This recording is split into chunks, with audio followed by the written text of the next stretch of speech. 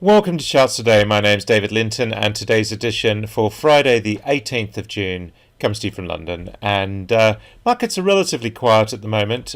We've seen, you were just looking at the percentage changes here on my screen, not a great deal of movement. Maybe in precious metals we've seen quite a big move there, but otherwise pretty quiet. The dollar's holding on to the gains that we've seen this week since that Fed move. That's really pushed the dollar much higher, and this is a very strong week for the dollar, and that's really a change in sentiment, looking very much like this might be a higher low versus the low that we saw back in January. So dollar strength starting to be a theme again, even though we do have this downside target that was never activated there. This is my long-term, my medium-term, and my short-term view of the market, weekly, daily, and 60-minute charts with the corresponding point and figure targets. Looking at the euro, we see here that is weaker this week, and that's a big down week for the euro as well. This might be the lower high, the converse of what we're seeing going on with the dollar, but we see that falling away substantially.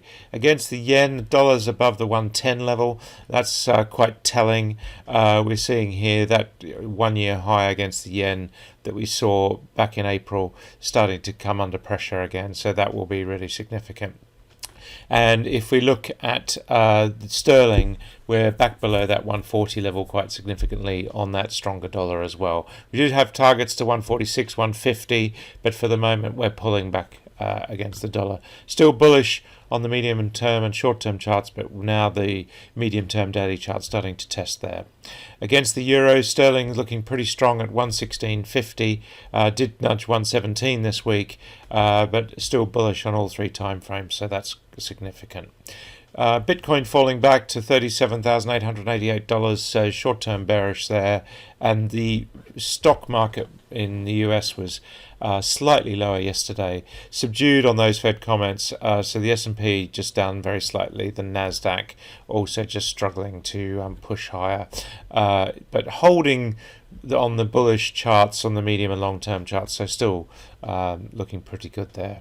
The futures this morning, the S&P future down very slightly, 0.01%, a flat opening according to the futures, and the Nasdaq future up 0.16%. Again, that opening very flat. The VIX volatility still low at 17.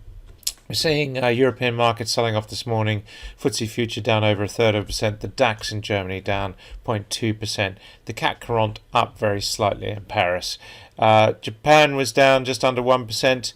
The Hang Seng was up just under 1%. So quite a mixed picture there in Southeast Asia. And if we look at the Sensex, down 0.5%, still bullish on all three time frames, just starting to look a little bit more bearish on the 60-minute chart, and the Aussie market bucking the trend just up slightly. We'll take a look at the energy mix in a minute. Soft commodities bouncing back, sugar up just under 1%, wheat up 1.8%, so looking stronger there, although the short-term chart is still bearish. Corn up 1.3%. These long-term charts, of course, still looking very bullish indeed. Gold falling below the $1,800 level, so really pulling back quite sharply this week. We see that big down candle week. We've gone from 1900 to just under 1800, so really big fall away in gold, but finding support right on the cloud at the moment as we speak. Silver also pulling back, of course, as well, recovering off the bottom, right on cloud support on the daily chart as well. US 10-year yields falling right back to 1.49%. They jumped on those Fed comments this week, but falling all the way back and activating a downside target. So interestingly, the market has taken that in its stride and come right the way back on the yields, and that has meant 30-year yields sitting at 2%, and German bond prices, this is the Bund future in Germany, back above the 170 level, so that's significant. Taking a look at the energy mix now, we've got Brent Crude just holding its levels at the 72 mark, just falling into short-term bearish territory. We still do have upside targets though.